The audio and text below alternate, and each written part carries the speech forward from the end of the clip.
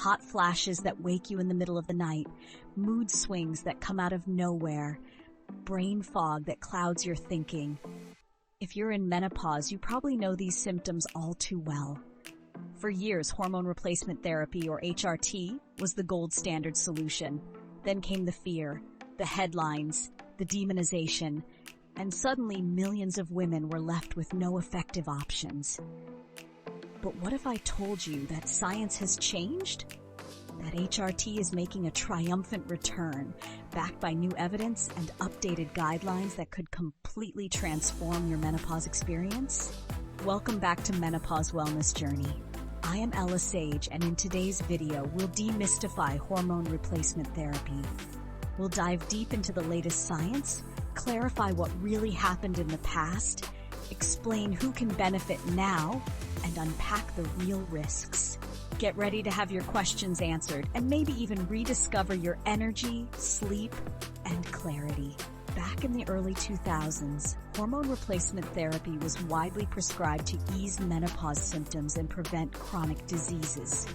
Millions of women used estrogen and progesterone to tackle hot flashes, night sweats, vaginal dryness, and even protect their bones and hearts. But in 2002, a massive study called the Women's Health Initiative, WHI, released findings that shook the medical world. The WHI study, though well-intentioned, was sensationalized in the media. Headlines screamed of increased risks of breast cancer, heart disease, and strokes in women taking HRT. The result? Prescriptions plummeted, and millions of women who could have benefited from HRT were left to suffer in silence. Fear spread like wildfire, and HRT was labeled dangerous. What many don't know is those early interpretations of the WHI study were in large part misleading. Science has evolved, and today we have a much more nuanced understanding of HRT. It's time to separate fact from fiction. Since 2002, hundreds of studies have reanalyzed the WHI data and explored newer, safer hormone formulations and delivery methods. Here's what's changed. First, the window of opportunity. One of the most important findings: timing matters. The WHI included many women who started HRT years or even decades after menopause, often with pre-existing conditions.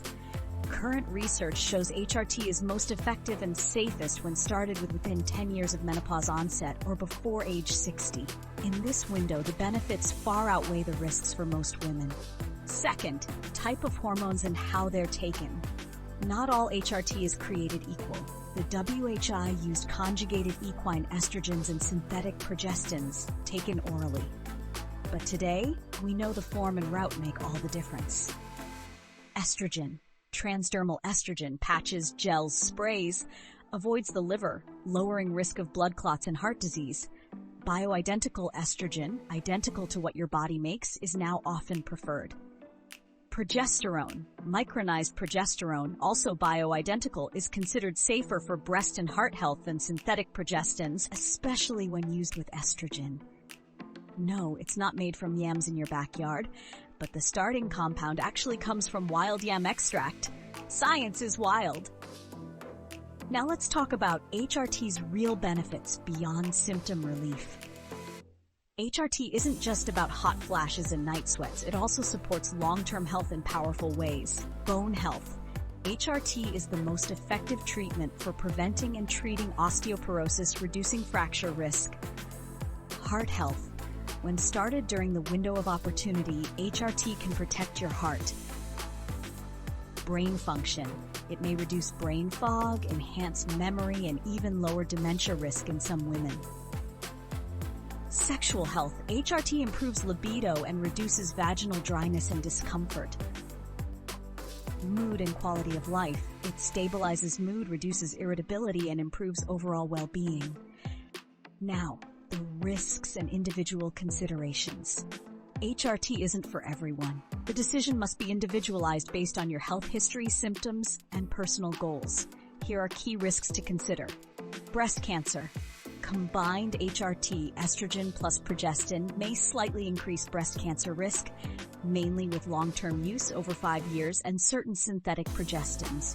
Estrogen alone for women without a uterus may not increase and might even lower the risk. Blood clots and stroke. Risk is higher with oral estrogen, especially if risk factors exist. Transdermal estrogen carries a much lower risk. Gallbladder disease, a slightly increased risk, mostly with oral estrogen. Who shouldn't use HRT? History of breast, ovarian, or endometrial cancer. History of blood clots or stroke.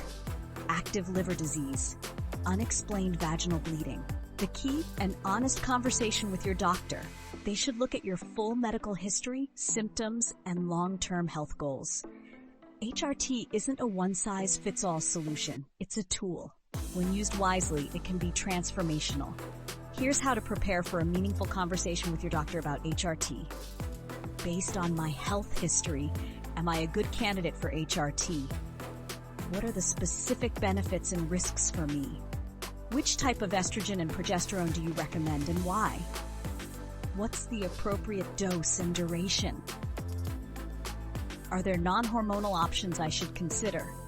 How will we monitor my health during treatment? Empower yourself.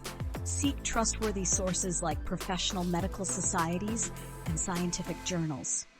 Knowledge is your strongest ally. Finally, menopause is a natural transition, and you don't have to suffer through it. With today's science, HRT can help restore your quality of life and support your long-term health. Don't let outdated fears or misinformation hold you back. What's your experience with HRT or your biggest question? Drop it in the comments below.